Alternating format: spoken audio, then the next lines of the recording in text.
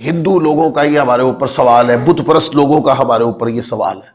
وہ کہتے ہیں کہ اگر ہم اپنی بنائی ہوئی چیز کو پوجتے ہیں تو مسلمان لوگوں نے بھی تو یہ انسانوں نے ہی کعبہ بنایا تھا جس کی تم عبادت کرتے ہو۔ یہ ایک سوال ہے۔ اچھا، اس کا جواب یوں دیا جائے گا کہ سوال کرنے والے کو ہمارے عقیدے کا علم ہی نہیں ہے۔ ہندو لوگ وہ جو مورتی ہے اس کو خدا مانتے ہیں، اس کو مستحق عبادت مانتے ہیں، لہذا خدا مان کر پھر وہ ان سے حاجتیں مانگتے ہیں، پھر ان سے اپنی آرزویں بڑھانے کی جو ہے التجائیں کرتے ہیں۔ ایک بات بالکل کلیئر کٹ دماغ میں بٹھا رہے، مسلمان کعبۃ اللہ کی عبادت نہیں کرتے۔ ہماری کتابوں میں لکھا ہوا کعبۃ اللہ کی تو کوئی عبادت نہیں کرتا، عبادت اللہ کی ہوتی ہے۔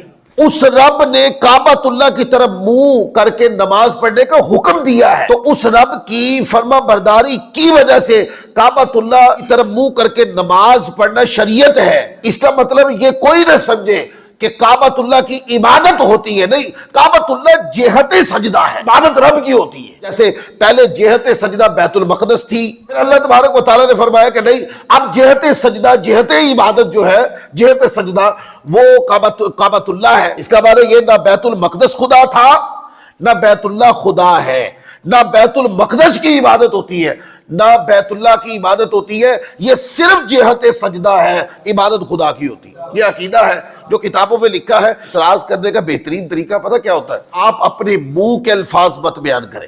آپ نہ کہیں کہ آپ کو کیا سمجھ آئی ہے، آپ نہ یہ کہیں، آپ ہمارے عقیدے کی کوئی کتاب اٹھائیے اور اٹھا کے کتاب پڑھ دیں، ہمیں پتہ چل جائے گا آپ کا اعتراض کیا اور جواب کیا دینا ہے۔ بات گڑبڑ اس وقت ہوتی ہے کہ جب آپ ہمارے مذہب کے بارے میں آپ کو غلط فہمی ہے، ایک تو غلط فہمی ہے، اور دوسرا پھر اس کو اپنے لفظوں میں مثالیں لگا کے آپ بیان کر رہے ہیں، تو وہ ہمارے مذہب پہ تو اعتراض نہیں بنے گا نا۔